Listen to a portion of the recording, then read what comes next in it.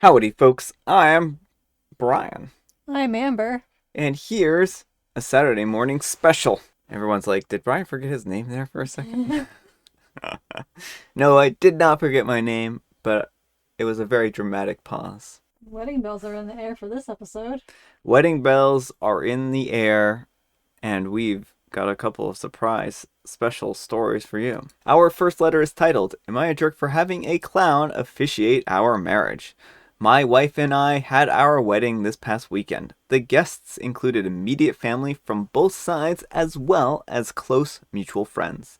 The wedding was completely funded by us, so we had full control over the details. The day itself was incredible. Everything looked exactly as we had both hoped, and everyone seemed to be having a genuinely good time.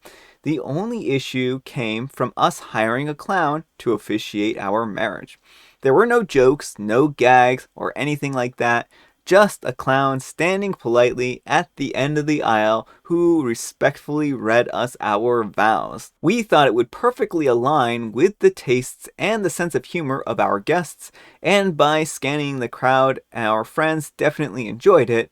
It was only after the ceremony that my mother pulled me aside in tears and angrily tore me down. She asked me how I could make my most important day into a joke, how I could humiliate her and my family by doing this. I tried to reason with her and say that we had funded the wedding ourselves and we were taking it as seriously as anyone else. She claims that we made a mockery of our marriage and that she is tremendously disappointed in me. Oh no, OP, you got the I'm disappointed in you speech. I feel bad that I've caused her to feel this way, but I still feel that we were justified in organizing our marriage how we saw fit. Are we the jerks? All right, folks, what do you think, jerk or not the jerk? Not the jerk, it's your wedding. I mean, I will give your mom, say, mom a little bit in that it is kind of atypical to have clowns performing a ceremony, and since clowns usually are kind of like to make a joke out of things, I can see why she would get that impression. But Yeah, I mean, they said it was in line with their sense of humor, and so it does seem like the idea was meant to be a joke.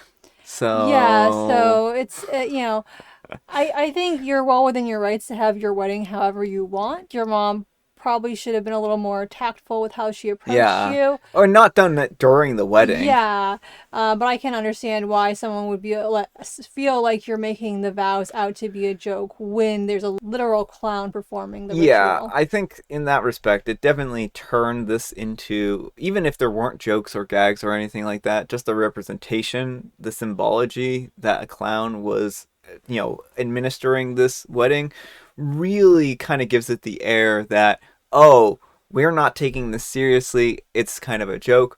But are you taking your wedding marriage any less seriously than anyone else takes theirs, right? There's lots of people we hear who do terrible things, and I think that you're trying to bring some levity into a situation that may very well be stressful, and you just thought it was going to be enjoyable. For sure, if they knew that their mom was going to react this way and they did this on purpose, then I don't know. I'll let you folks judge that one. Anyhow, take care and good luck and congratulations. Michigan Wolverine, Texas says, Not the jerk, not my cup of tea, but it's your wedding. You should deserve to spend the day the way you wanted. However, I may have given the moms a heads up. I'm surprised the subject of who would officiate your wedding didn't come up sooner. It does seem like it probably caught her off guard. Mm-hmm. And Unit 00 says, as long as the bride and groom are happy, no one else's opinion matters. Not the jerk. Alright, folks, our next wedding letter is titled, Am I the jerk for making my guests ride a giant hamster wheel to the ceremony? Greeting, fellow humans. I know this might sound a bit out there, but stay with me here. My partner and I are getting hitched in a theme park, and I had this brilliant idea to make all of our guests ride a giant hamster wheel from the entrance to the ceremony location. I know it's not your traditional mode of transportation, but bear with me. I think this will add a touch of whimsy and quirkiness to the special day. My partner and I are both huge theme park enthusiasts, and we want our wedding to be true reflection of our passions and personality. we figured that a giant hamster wheel would be the perfect addition because it's not something that you see every day, and it's exclusive to theme parks. It's not like it's a long distance or anything, just a few 100 feet.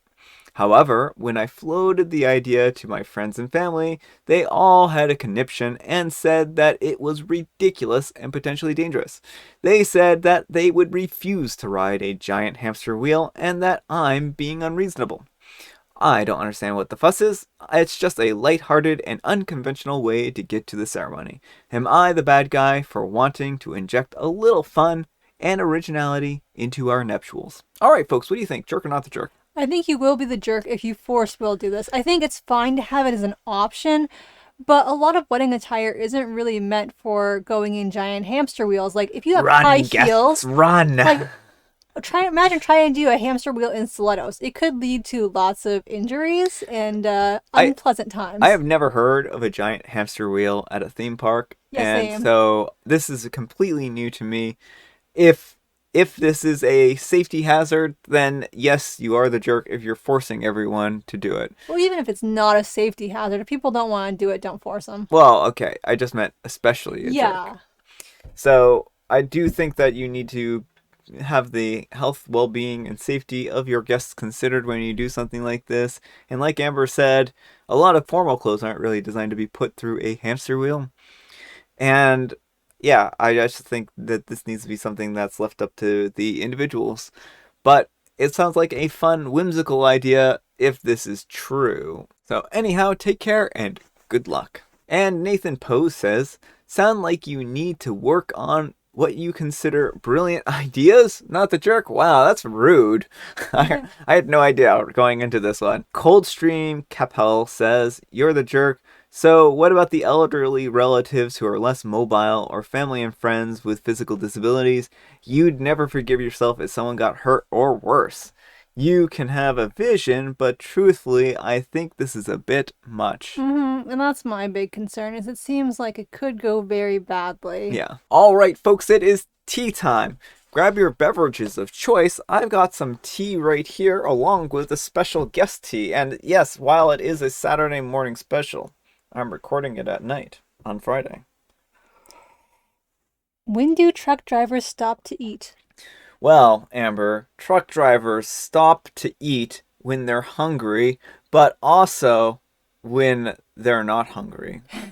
Because, you see, all truck drivers are secretly werewolves.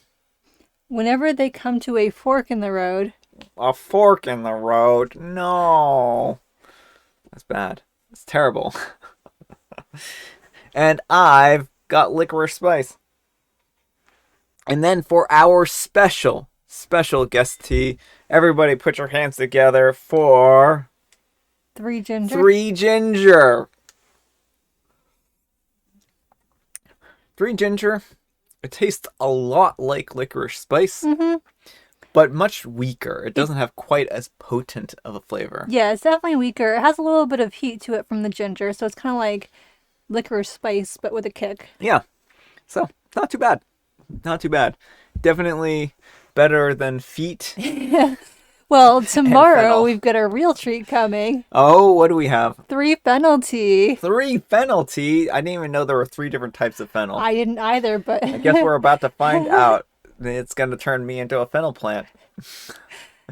All right, folks, that's all the time we have for today. I hope you enjoyed today's video. I hope that your Saturday is going well.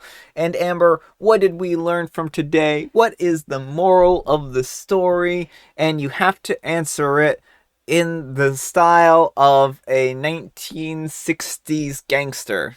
I have no idea how to do that. You have to be like, yeah, you see, our morals. That's more you. You gotta pick something I can do.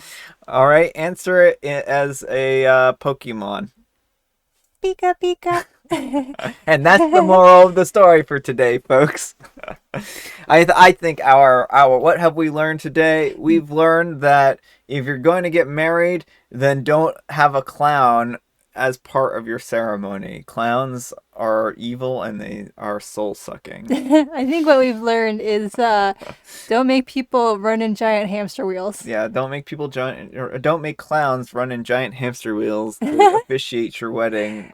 Mash that all together. all I Yeah. have in my head here is like a giant wedding reception where everyone is like running on a giant hamster wheel, and the officiant is dressed as a clown running backwards while giving the vows to people. And that's what I have envisioned here. What a horrifying way to have a wedding. Let's make it happen, folks. Reddit, get on this, please. And I'm just kidding, any clowns out there. You're wonderful people. Please do not murder me in my sleep. And we'll see you all tomorrow. Bye.